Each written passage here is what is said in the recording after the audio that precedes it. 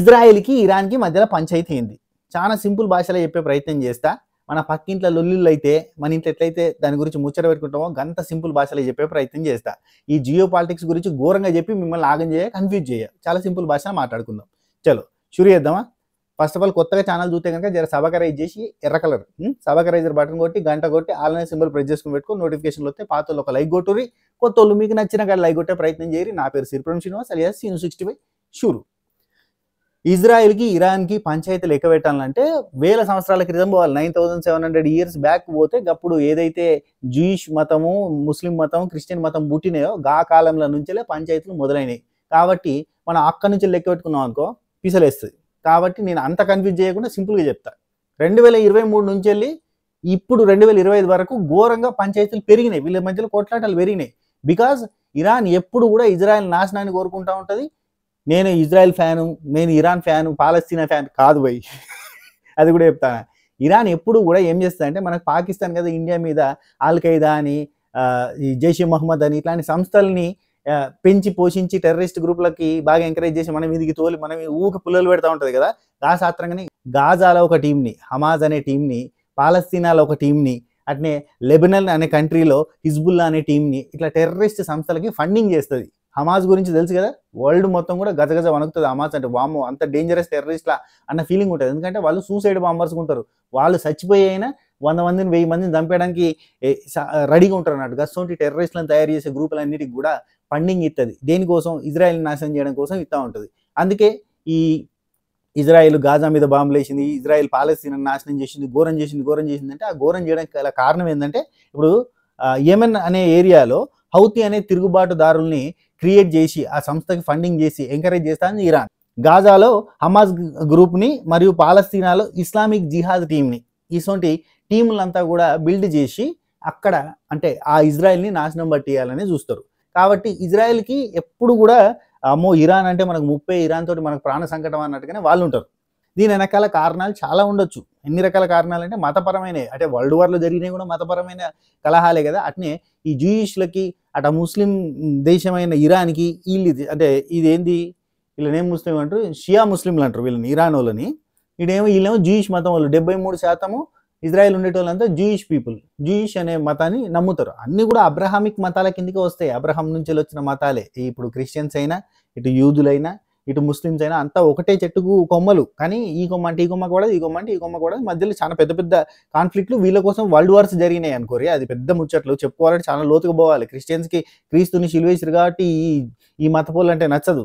ఇప్పుడు జూయిష్లు అంటే వీళ్ళంటే నచ్చదు. అంతకంటే ముందైతే పెద్ద పెద్ద యుద్ధాలు జరిగినాయి, అది పెద్ద పంచాయతీలే. అది డీప్గా పోతే పిచ్చిలేస్తుంది. చాలా పెద్ద సబ్జెక్ట్ ఇది. సో ఆ మతాల మధ్య కాన్ఫ్లిక్ట్ నుంచి ముందు నుంచే పంచాయతీ ఉంది. అయితే సిద్ధాంతపరమైన విభేదాలతోటి ఇరాన్కి, ఇజ్రాయెల్కి రెగ్యులర్గా, అంటే ఇప్పుడు కాదు రెగ్యులర్గా యుద్ధాలు జరుగుతూ ఉన్నాయి. అండ్ ఇజ్రాయెల్ గురించి ఇక్కడ మనం ఒక పాయింట్ చెప్పాలి. ఇజ్రాయెల్లో ఉండేది 90 లక్షల మంది మాత్రమే. Just 90 lakhs people. 1 కోటి మందే ఉంటారు అనుకోర్రి మొత్తంగా కింద మీద కలిపితే. ఆ 1 కోటి మంది ఎంత దేశభక్తితో ఉంటారంటే వాళ్ళ దేశం మీదకి ఎవడన్నా వస్తే వాని కోసం ఎక్కడున్న జూయిష్ పీపుల్ అయినా ఇజ్రాయెల్కి వెళ్ళిపోతారు. యుద్ధంలో పార్టిసిపేట్ చేయడానికి రెడీగా ఉంటారు. వాళ్ళు ఏ కాన్ఫ్లిక్ట్ అయినా ఫేస్ చేయడానికి రెడీగా ఉంటారు. ఎంత పెద్ద దేశమైనా. ఇప్పుడు ఇజ్రాయెల్ అంటే గింత అంత ఉంటుంది, గింత పిల్లి పిక్క అంత ఉంటుంది. అదే ఇరాన్ ఇంత ఉంటుంది, పెద్ద ఉంటుంది. కానీ ఇరాన్ తోటి అయినా యుద్ధం చేస్తుంది, అమెరికా తోటి అయినా యుద్ధం చేస్తుంది. అస్సలు భయపడదు. టర్కీ గిర్కీ బుర్కీ ఏదైనా రాని నరికి చంపుతాం అన్నట్టుగానే ఉంటారు. చాలా కాన్ఫిడెంట్గా ఉంటారు. అండ్ ఇప్పటి వరకు వాళ్ళు ఎన్ని యుద్ధాలు చేసి అన్ని యుద్ధాలు గెలిచిన దాఖలాలే ఉన్నాయి, ఓడిపోయిన దాఖలాలు లేవు. అసోంటి dare and dashing persons Israel వాళ్ళు. కాబట్టి వాళ్ళు దేనికైనా రెడీగా ఉంటారు. ఇప్పుడు ఇండియా పాకిస్తాన్ అనగానే చల్ మేము వస్తానం పారి చూసుకుందాం పారి నరకుడే అన్నట్టుగా వాళ్ళు మనకు సపోర్ట్గా ఉంటామని చెప్పారు. ఉన్న 90 లక్షల మంది 140 కోట్ల మంది ఉన్న ఇండియన్స్ కంటే ఆ 90 లక్షల మంది ఉన్న ఆ జనాభా వాళ్ళు ఎంత కాన్ఫిడెంట్ తోటి ఉంటారంటే దేత్తడే పోచమ్మ కూడా అన్నట్టు ఉంటారు. That was the greatness of Israel చెప్పాలంటే. ఈ ఇరాన్లో ఏంటంటే ఇరాన్, పాకిస్తాన్ ఇవన్నీ same mentality kind of countries. వీళ్ళు ఏంటంటే వాళ్ళకి ఆపోజిట్గా ఎదుగుతున్నా కానీ, వాళ్ళకి ఆపోజిట్గా ఉన్నా కానీ వాళ్ళని తొక్కేయాలి అని ఇప్పుడు కాదు, సిద్ధాంతపరమైన విభేదాలు ఎందుకు వచ్చినాయంటే జూయిష్ వీళ్ళు, ముస్లిమ్స్ వీళ్ళు. అండ్ అక్కడనే ఉన్న ఆనుకొని ఉన్న ఈ పాలస్తీనా తోటి వీళ్ళకి పంచాయతీలు అవుతాయి. అదొక డిస్టిక్ కిందకి రాదు మన దగ్గర అయితే చెప్పాలంటే. మన దగ్గర కరీంనగర్, వరంగల్ అంత కాదు. కానీ అదొక దేశము, అందులో తీవ్రవాద మూకలు, అందులో దాక్కోడాలు, వాళ్ళ అటాకులు చేయడాలు, ఇదో పెద్ద పంచాయతీ. చూడుర్రి ఎంత పెద్దగా ఉంటుందో. గింత దేశంలోనే గింత కథలు ఉంటాయి. మనది ఇంత పెద్ద దేశం ఇట్లా ఉంటున్నాం అంటే గ్రేటరే చెప్పాలబ్బా. ఇంకా అఖండ భారతం అయితే ఆగమాగమే. డైవర్ట్ అయిపోయినట్టు అయింది. కానీ ఒక ముక్కలో చెప్పాలంటే ఇరాను ఇజ్రాయెల్ని డైరెక్ట్గా ఓపెన్గానే ఒక మాట అంటది. ఏంది అది? ఒక లిటిల్ సైతాన్, అది చట్ట విరుద్ధమైన ఆక్రమణలు చేస్తూ ఉంటుంది అని ఒక పాయింట్ చెప్తూ ఉంటారు. నేను ఇంకో మాట కూడా చెప్తుంది, ఇజ్రాయెల్ని నాశనం చేయడమే ఇస్లామిక్ రిపబ్లిక్ ప్రధానమైన మోటో అనే పాయింట్ కూడా చెప్పుకుంటూ వస్తారు. అఫ్కోర్స్ దీని వెనకాల ఇంకొక పాయింట్ కూడా ఉంది, చెప్తా. జెరూసలేం తెలుసు కదా, ఈ దేశపు రాజధాని జెరూసలేం అనే ప్లేస్ వల్ల చాలా కాన్ఫ్లిక్ట్స్ జరుగుతూ ఉంటాయి. జెరూసలేంలోనే ఈ మతాలన్నీ పుట్టినాయి. ఇక్కడ మీకు డౌట్ రావచ్చు, ఇక్కడెక్కడనో ఇరాన్ ఉంటుంది, మధ్యలో సిరియా ఉంటుంది, మధ్యలో ఇంకా జార్డాన్ అని ఉంటుంది, చాలా దేశాలు ఉంటాయి. ఆ దేశాల తర్వాత ఇజ్రాయెల్కి ఇంత ముక్కు ఉంటుంది. ఆ దేశంలో ఈ దేశం మీద పంచాయతీ ఏందా అన్న పాయింట్ అనిపించవచ్చు. అంటే జియో పాలిటిక్స్ తెలియని వాళ్ళకి చెప్తాను. ఎందుకంటే ఈ ఇజ్రాయిల్లో జెరూసలేం అని ఉంటుంది. జెరూసలేం అంటే ఇటు ముస్లిమ్స్కి, అటు జూయిష్కి, అటు క్రిస్టియన్స్కి అందరు కూడా పవిత్ర స్థలం. అది పంచాయతీ. మనకి ఏదో అయోధ్య రామ మందిరము, బాబ్రీ మసీదు పంచాయతీ ఎట్లయితే పెద్ద సివియర్ పంచాయతీతో దాని గురించి 200 ఏళ్ళ పోరాటం జరిగిందో ఆ టైప్లోనే ఇక్కడ కూడా అదే పంచాయతీ అన్నట్టు. జెరూసలేంలో ఇదైతే వేల సంవత్సరాల క్రితం నుంచి పంచాయతీ. జెరూసలంలో ఒక పవిత్రమైన స్థలం ఉంటుంది. ఆ పవిత్రమైన స్థలము ఎవరెవరికి పవిత్రమైన స్థలం అంటే అది ముస్లిమ్స్కి, జూయిష్లకి, క్రిస్టియన్స్కి అందరిది ఆడనే పవిత్ర స్థలం ఉన్నది. ముచ్చట ఏంటంటే ఎవరు పంచుకున్నట్టు అయిపోయింది. అన్నదమ్ములు పాలెల్లో కొట్లాట, అన్నదమ్ములు జాగా పంచుకున్నట్టు అయిపోయింది. టెంపుల్ మౌంట్ అని ఒకరు అంటారు, హరామ్ హల్ షరీఫ్ అని ఒకరు అంటారు, దాని పక్కనే ఇదేముంటుంది చర్చ్ ఆఫ్ హోలీ సిబ్లికా అని ఉంటుంది. సో ఇక్కడనే ఒక వాల్ ఉంటుంది, వెస్ట్రన్ వాల్ అంటారు, దాన్నేమో జూయిష్ వాళ్ళు కొలుస్తూ ఉంటారు. ఇంకొకటి ఉంటుంది అదేమో ముస్లిమ్స్ కొలుస్తూ ఉంటారు, ఇంకో దిక్కేమో క్రిస్టియన్స్ కొలిచేది ఉంటుంది. మొత్తం అక్కడక్కడనే ఉంటుంది పంచాయతీ. అందుకని చెప్పి ఈ జెరూసలేం అనేది ఇది మా పవిత్ర స్థలం, ఇక్కడనే దేవుడు పుట్టిండు అనే పాయింట్ ప్రతి ఒక్కరికి ఉంటుంది కదా, ప్రతి మతాలకు ఉంటుంది కదా. సో అందుకని చెప్పి అంత టార్గెట్, ఇరాన్ టార్గెట్ ఎందుకు ఇజ్రాయెల్ అంటే అట్లా ఉంటుంది. అర్థమైంది కదా? ఏం లేదబ్బా, ఇది ఎటువంటి పంచాయతీ అంటే పాలుల పంచాయతీ లెక్క. ఇది తాతల జాగా అయితే ఈ జాగా నాకొస్తుంది అంటే నాకొస్తుంది, నాకొస్తుంది కొట్లాడుతూ ఉంటారు కదా చిన్నవాపులు పెద్దవాపులు, అదే బిగ్ డాడీ స్మాల్ డాడీస్ అంతా కొట్లాడతారు కదా, లైక్ దట్ పంచాయతీ అన్నట్టు ఇది. సో ఇది ఏ రేంజ్ పంచాయతీ అయిందంటే చంపుకోవడాలు, నరుక్కోవడాలు, దీనికోసం ప్రపంచ యుద్ధాలు జరిగేంత పెద్ద పంచాయతీ అయింది. ఇజ్రాయెల్ దృష్టిలో ఇరాన్ అనేది ఇజ్రాయెల్ మనుగడకే ముప్పు అనే పాయింట్ ఉంది వాళ్ళకి. ఎందుకంటే వీళ్ళు ఏం చేస్తారంటే ఇరాన్ వాళ్ళు తీవ్రవాద సంస్థలకి పెట్టుబడులు పెడుతారు. దానివల్ల ఏంటంటే ఇజ్రాయెల్కి పెద్ద ముప్పు ఉంది. సో ఇజ్రాయెల్ దృష్టిలో ఏంటంటే కంప్లీట్గా ఇరాన్నే లేకుండా చేసి పారేయాలి, జెనోసైడల్ చేసేసి మొత్తం చంపేసేయాలి అన్నంత కోపం ఇజ్రాయెల్కి. అవన్నీ విడిచిపెట్టిపోయి వెనకడ ముచ్చట్లు. ఇప్పుడు ఎందుకు యుద్ధం స్టార్ట్ అయింది గజ్జెప్పు అని అంటారా? సరే, ఇప్పుడు ఏమైందంటే ఇరాన్ అనేది అణ్వాయుధాలని తయారు చేసుకుంటుంది, అంటే అణుబాంబుల్ని తయారు చేస్తుంది. అణుబాంబులు తయారు చేయడానికి కావాల్సిన ప్రొసీజర్ అంతా అవుతుంది. అణుబాంబులు కావాలి అని అంటే యురేనియం వెరీ ఫైనెస్ట్ స్టేజ్, అంటే శుద్ధి చేయబడిన యురేనియం కావాలి. దాని శుద్ధి స్టేజ్ ఎంత ఉంటుందంటే 100% ప్యూర్ యురేనియం అయితే కానీ అణుబాంబులు తయారు చేయలేదు. అయితే అణుబాంబుల్ని తయారు చేయొద్దు నువ్వు అని చెప్పి యునైటెడ్ స్టేట్స్, ఇక్కడ అమెరికా పెద్ద పంచాయతీ ఉంది, దాని గురించి చెప్తా. యునైటెడ్ స్టేట్స్ ఇంకా ఇజ్రాయెల్ మిత్ర దేశాలు అన్నీ కూడా కోరుకుంటాను. ఎందుకంటే వాడు అణ్వాయుధాలు తయారు చేసుకుంటే పిచ్చోని చేతిలో రాయలేక. ఇప్పుడు పాకిస్తాన్ చేతిలో అణుబాంబులు ఉన్నాయి కాబట్టి కదా మనం భయపడాల్సిన సిచ్యువేషన్ ఉంది. అట్నే ఇరాన్ దగ్గర అణుబాంబులు ఉంటే వాడు ఎప్పుడు తిక్కలెత్తి అప్పుడు ఒకటి ఇడిచిపెడతాడు అణుబాంబు, డేంజర్ వాని దగ్గర పిచ్చోని చేతిలో రాయి ఉండొద్దు అనే ప్లాన్ అయితే వీళ్ళకు ఉంది. ఏది అమెరికా కానీ మిగతా దేశాలు కానీ ఇజ్రాయెల్ కానీ ఉంది. ఇజ్రాయెల్కి అయితే పెద్ద ముప్పు, ఎందుకంటే ఇజ్రాయెల్ గింతంత బుడ్డ దేశం, అందులో ఉన్న జనాలందరికీ అందరి మతం కూడా జూయిష్ మతం ఉంది కదా, ఆ జూయిష్ మతం అంటే నచ్చదు, ఆ మనుషులు అంటే నచ్చదు. కాబట్టి ఖచ్చితంగా ఒక పెద్ద అనుభవం వేసారంటే జూయిష్ మొత్తం పోతారు కదా అన్న ప్లానింగ్ తోటి ఇరాన్ కూడా ఉంటుంది. ఇరాన్ దృష్టిలో ఇజ్రాయెల్ మొత్తం లేకుండా చేయాలి అనేది ఇరాన్కు ఉంది.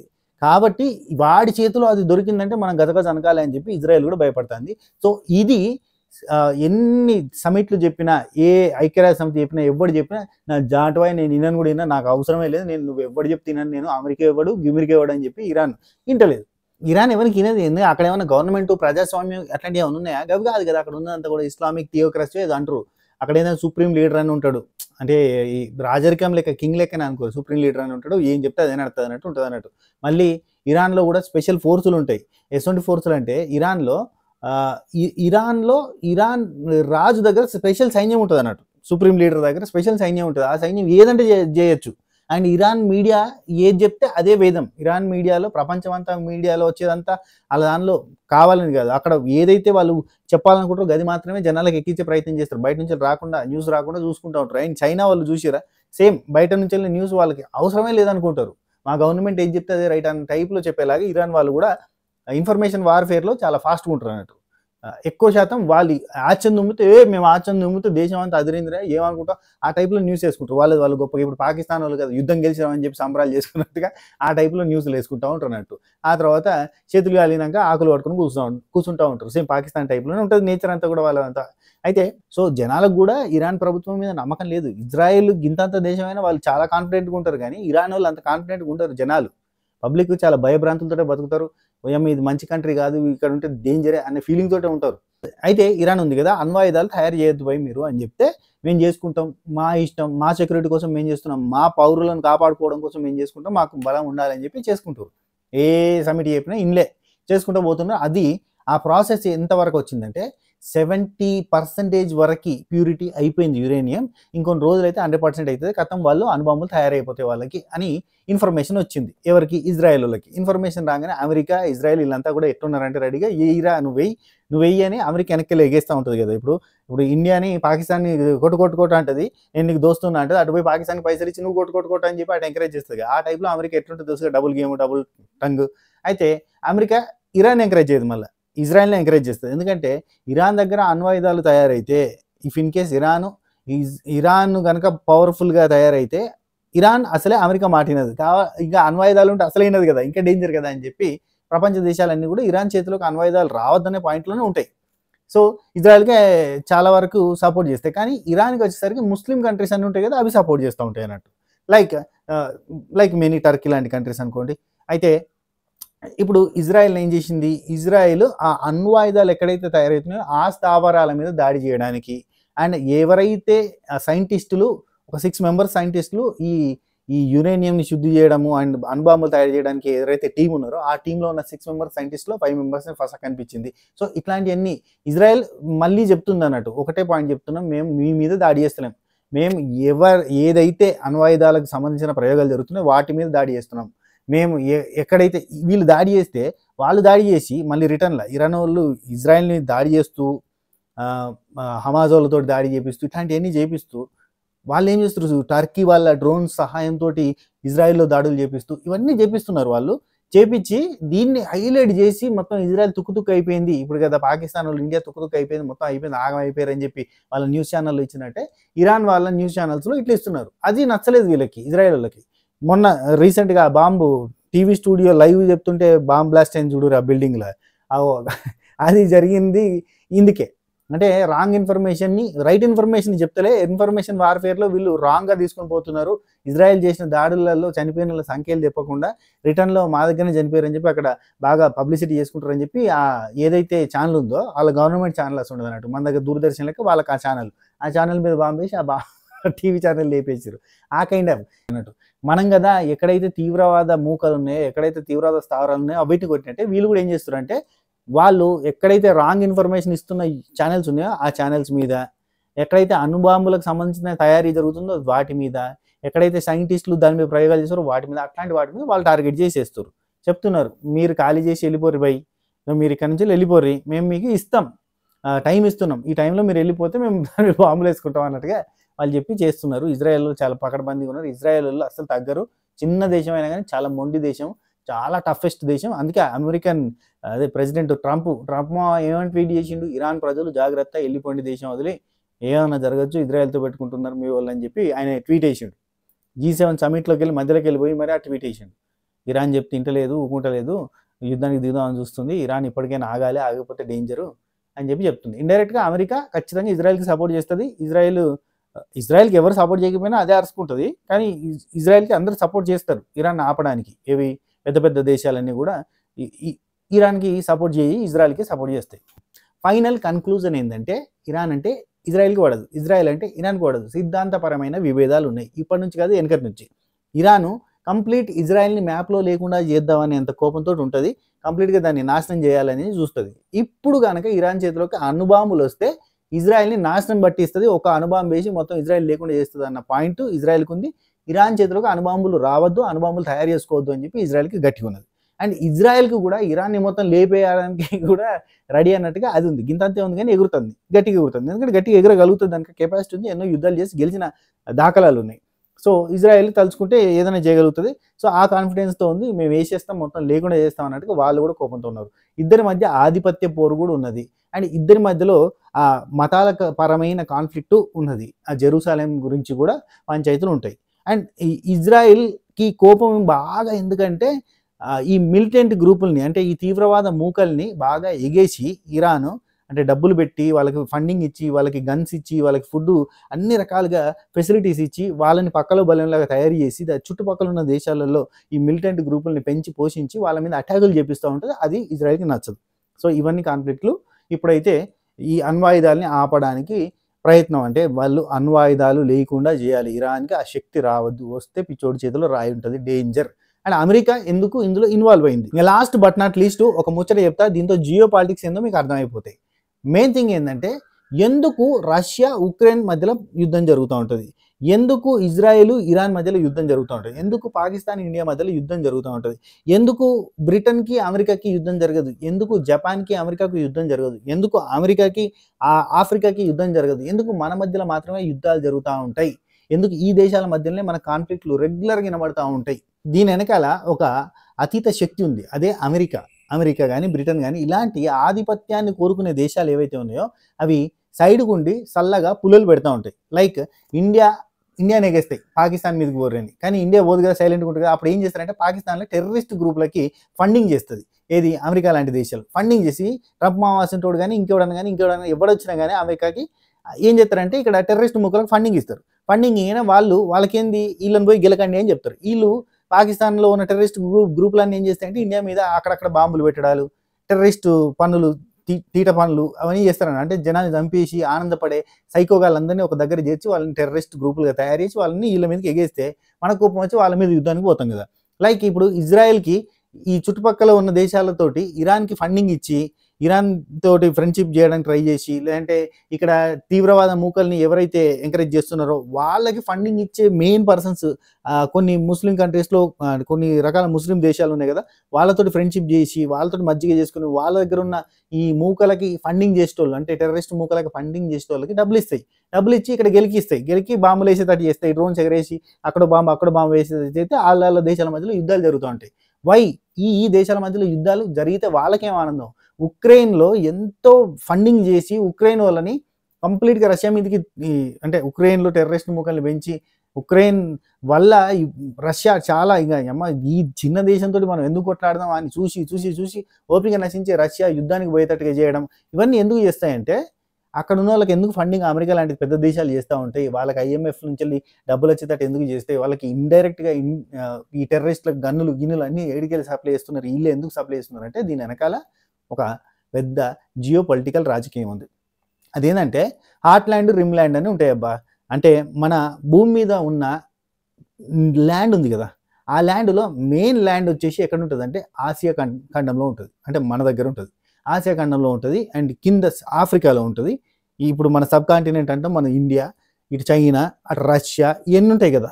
సో ఈ దేశాల దగ్గరనే మంచి ల్యాండ్ అనేది ఉంటుంది, మెయిన్ ల్యాండ్ ఉంటుంది. ఈ ల్యాండ్ దగ్గరనే అద్భుతమైన సోర్సెస్ ఉంటాయి. ఇఫ్ ఇన్ కేసు వీళ్ళంతా కూడా కలిసి కట్టుగా ఉంటే, వీళ్ళంతా కూడా అన్నదమ్ముల లెక్క కలిసిమెలిసి ఉంటే బ్రిటన్ మాట, అంటే ఒకప్పుడు గ్రేట్ బ్రిటన్ ఏలింది కదా చెప్తున్నా, బ్రిటన్ మాట కానీ ఇప్పుడు వెళ్తున్న అమెరికా మాట కానీ ఎవడు వినడు, అవసరం లేదు కదా. మనం ట్రేడింగ్ చేసుకుంటే సరిపోతుంది. మనకు ల్యాండ్ ఉంది, ల్యాండ్ ద్వారా మనకి రోడ్డు వేసుకోవచ్చు, రోడ్డు తోటి మనం ట్రాన్స్పోర్ట్ చేసుకోవచ్చు, అమెరికాకు పోయి డాలర్లలో మనం కొనుగోలు చేయడాలు, దిగుమతులు. అమెరికాతో అమెరికాతో సంబంధం ఏమైంది అసలు? మనం కావాలంటే మనం అంతా కలిసిమెలిసి ఉంటే కనుక ఇరాన్ నుంచి వెళ్ళి పెట్రోల్ మనమే తీసుకోవచ్చు, ఇబ్బందే ఉండదు, అసలు ఎవ్వడి సంబంధం లేకుండా మనం ప్రశాంతంగా బతకచ్చు అందరం కూడా. కానీ మనమంతా ప్రశాంతంగా ఉంటే వానికి దంద నడవదు, వాని బిజినెస్ నడవదు. కాబట్టి మన మధ్యలో పంచాయతీలు జరిగితే వాని కడుపు నిండుతుంది, వాని కన్ను చల్లబడతాయి, వాడు బిజినెస్ చేసుకోగలుగుతాడు. అందరు కొట్టాడుతుంటే పెద్దరికం చేసి నేను ఉన్నా కదా అనడం, ఈ మోటో కోసం అని చెప్పి ఈ పెద్ద దేశాలు ఉంటాయి కదా, అగ్రరాజ్యాల కుట్రపూరితమైన చర్యలే ఈ యుద్ధాల కారణం. ఇది తెలివికి వచ్చి తెలుసుకుంటే బాగుంటుంది. కానీ ఆ తెలివిగా తెలుసుకునే దేశాల కంటే తెలివి తక్కువ దేశాలని వాళ్ళు బాగా ఎంకరేజ్ చేస్తారు, ముద్దు చేస్తారు, కుక్క పిల్లలు పెంచుకున్నట్టు పెంచుకుంటారు. పాకిస్తాన్ని కానీ ఇప్పుడు ఇండైరెక్ట్గా ఇరాన్ని కానీ డైరెక్ట్ కాదు, మళ్ళీ ఇండైరెక్ట్గా ఇరాన్ కానీ ఇట్లా కుక్క పిల్లలు పెంచినట్టు పెంచుతూ ఉంటారు. బిస్కెట్లు ఇస్తారు, వాళ్ళకి బిస్కెట్లు వేయగానే వాళ్ళు ఎంబడి పడతారు. ఎంబడి పడి నువ్వేం చెప్తే అది చేస్తారా అంటే గనిపోయి కరువు అంటారు. గనిపోయి కరవంగానే మనం కుక్క కలిసిందని చెప్పి కొడతాం. కొట్టంగానే వాడు ఏం చేస్తాడంటే మనం కుక్కతో కొట్లాడుతున్నంత సేపు అట్లా వాడు ఇంకేదో రాజకీయం చేసి ఇంకేదో కొని పారేస్తాడు, ఇంకేదో దంద చేస్తాడు, ఇంకేదో మీద నడిపిస్తూ ఉంటాడు అన్నట్టు. మనల్ని ఇక్కడ ఎంగేజ్ చేస్తారు అన్నట్టు. ఇక్కడ ఎంగేజ్ చేయడం అనేది రాజకీయం. మెయిన్గా వీటి మీద పట్టు ఉంటేనే అగ్రరాజ్యంగా ఉండగలుగుతారు. వీటి మీద పట్టు లేకపోతే అగ్రరాజ్యం ఏంది? ఏముంది అక్కడ? ఇక్కడే మొత్తం మినరల్ సోర్సెస్ ఉన్నాయి. ఇప్పుడు ఇండియా ఉంది, చైనా ఉంది, అంతే హిమాలయాలు, పర్వతాలు, మినరల్స్, నదులు అంతా ఇక్కడనే ఉంది కదా. అక్కడే ఉంది చొక్క. ఆడ ఎండాకాలం ఈ ఎండ పొద్దు నుంచి రాత్రి దాకా కొడుతుంది ఎండ. ఆ దేశాలల్లా ఒక శీతోష్ణ స్థితి ఉండదు, అంత కచరా ఉంటుంది కదా. కానీ ఏంటంటే వాళ్ళు ఇవన్నీ చేసి తెలివిగా పోయి దొంగకు తెలివి ఎక్కువ. ఆ తెలివితోటి ఇవన్నిటిని కమాండ్ చేసి డిమాండ్ చేసి ఎవడైతే బిస్కెట్లకు పడతాడో వానికి బిస్కెట్లు వేసి ఇట్లా తయారు చేస్తారు అన్నట్టు. కొట్లాటలు మనకు పంచాయతీలు చేసుకుంటాడు చేస్తారు. లేదంటే ఫ్యూయల్ మన దగ్గరనే ఉంటుంది, మంచిగా ఫ్యూయల్ తీసుకోవచ్చు. మన దగ్గర మినరల్ సోర్సెస్ ఉంటాయి, ఎక్కడ పండించేటోడు అక్కడ పండిస్తూ ఉంటాడు. ఇక్కడనే ట్రాన్స్పోర్టేషన్ చేసుకొని బై రోడ్ వెళ్ళిపోవచ్చు. బై రోడ్ వెళ్ళిపోయి మనం అన్ని ట్రాన్స్పోర్ట్లు చేసుకోవచ్చు, మంచిగా ఉండొచ్చు. చైనాకి మనకి ఏం పంచాయతీ అబ్బాయి? ఎన్నేళ్ళ నుంచి పంచాయతీ ఉంది చైనాకి? ఇదివరకు ఉందా పంచాయతీ? ఇప్పుడే వచ్చింది పంచాయతీ. కొన్ని ఏళ్ళ నుంచి ఉంది పంచాయతీ. ఈ పంచాయతీలు రావడానికి కారణం ఏంటంటే రకరకాల అపోహలతోటి మనకి వాళ్ళకి మధ్యలో శత్రుత్వాన్ని పెట్టడానికి చాలా ప్రయత్నాలు చేస్తారు, చేసి ఇట్లా పెంచుతూ పోతారు అన్నట్టు. ఇదేంది జియో పొలిటికల్ గేమ్. బార్డర్ పంచాయతీలు ఉంటాయి కదా, ఈ బార్డర్ పంచాయతీని పెద్దవి చేయడానికి మధ్యలో కొంతమంది దూరి వాళ్ళని ఎంకరేజ్ చేసి వెనక నుంచి ముందుకు దోసి పంచాయతీలు పెట్టిస్తూ ఉంటారు, లైక్ అమెరికా లాంటి దేశాలు. అది లేకపోతే ఇప్పుడు వన్స్ ఒక్కసారి మనమంతా ఎక్కడిక్కడే ఉన్నాం, మనం కొట్లాడుకుంటున్నాం కాబట్టి వాడు గెలుస్తున్నాడు, వాడు రాజు లెక్క ఫీల్ అవుతున్నాడు, వాడు చేస్తున్న శకలు ఉన్నాయి, వాడు చేస్తున్న ట్వీట్లు ఉన్నాయి కదా, చల్ బంద్ చేద్దాం, మనం అంతా కలిసి ఉందాం అని చెప్తే ఏమవుతుంది? అప్పుడు మనం ట్రేడ్ చేసుకుంటాం. అప్పుడు వాడు సంకన ఆగిపోతాడు. యాక్చువల్లీ బ్రిటన్ చేసిన అంటే మనల్ని పాలించిన ఈస్ట్ ఇండియా కంపెనీ చేసిన పంచాయతీ ఏంది? పోతూ పాకిస్తాన్కి మనకి సపరేషన్ చేసి పాకిస్తాన్ సపరేట్ దేశంగా మనం సపరేట్ దేశంగా ఇచ్చేసింది. అఖండ భారతాన్ని ముక్కలుగా చేసి ఇచ్చిపెట్టింది. లేదంటే ఈడికెళ్ళి ఆడదాకా మనమే ఉండేటోళ్ళం. ఆఫ్ఘనిస్తాన్ అన్నీ మన దగ్గరనే మన సంఖ్యలోనే ఉండేవి. అప్పుడు అంతా పెద్ద దేశం, పెద్దగా సుపరిపాలన, కథా కార్ఖాన, అన్ని రకాల మినరల్ సోర్సులు, అన్ని రకాల వస్తువులు, అన్ని రకాల అది రకరకాలుగా దేశం ఇంకా అభివృద్ధి చెందేది. అప్పుడు ఏమవుతుంది? రష్యా తోడు కూడా లింక్ ఉంటుంది. రష్యా తోడు కూడా లింక్ ఉందనుకో, మొత్తం ఈడికెళ్ళి ఆడదాకా అయిన ఉందనుకో, రష్యా మనకు ఫ్రెండ్లీ కంట్రీ, కథ అందరం కలిసిపోతే వాడిని దందేడా నడదు కదా. ఈడికెళ్ళి ఆడికి మధ్యలో పంచాయతీలు చేసి బార్డర్లు చేసి ఇడిచిపెడితే వాళ్ళు కొట్టుకొని వస్తారు. ఫోర్స్ వాళ్ళ మోటో తెలుసు కదా, విభజించి పాలించు అనేది వాళ్ళ రాజకీయ సూత్రం. విభజిస్తే కానీ పాలించలేము. నువ్వు ఒక్కడేరా అంటే వాళ్ళు కలిసిపోతే వాళ్ళిద్దరు కలిస్తే స్ట్రాంగ్ అవుతారు. అట్లా కావద్దు కదా. అట్లా కావద్దంటే ఏంది? నువ్వు వేరు వాడు వేరురా, నీ మీద వాడు ఎట్లా అన్నాడు, వాడి మీద వీడు ఎట్లా అన్నాడు అని చెప్తే అప్పుడు వీళ్ళు కొట్లాడుకుంటారు. అప్పుడు ఏ పెద్ద మంచితనం చేయడానికి అవుతుంది. అట్లా చేసింది అన్నట్టు అప్పుడు గ్రేట్ బ్రిటన్ చేసిన ఎదవ పనుల వల్ల ఇది ముక్కలు కిచిడి హోగయా. బంగ్లాదేశ్ అటు పోయింది, ఇది ఇటు పోయింది, అంత ముక్కలు ఛిద్రం చేసి ఇడిచిపెట్టారు అన్నట్టు. అది మ్యాటర్. ఓవరాల్గా ఈ ప్రపంచం మొత్తంలో జరుగుతున్న ఈ యుద్ధాల వెనకాల ఉన్న అతీత శక్తులు, అతీంద్రియ శక్తుల గురించి అయితే మీకు అర్థమైందని అనుకుంటున్నా. వీడియో అయితే ఇన్ఫర్మేటివ్గానే ఉండొచ్చు, ఉండేటట్టే చెప్పిన. అర్థమైంది అనుకుంటే లైక్ కొట్టుర్రి. అసలు నీ వీడియోలో నీ మాటల్లో అర్థమే లేదనుకుంటే డిస్లైక్ కొట్టుర్రి. ఇది ముచ్చట. ఉంటాం మళ్ళా. Take care, Tata, by by, నమస్తే, శుభ ఖైర్.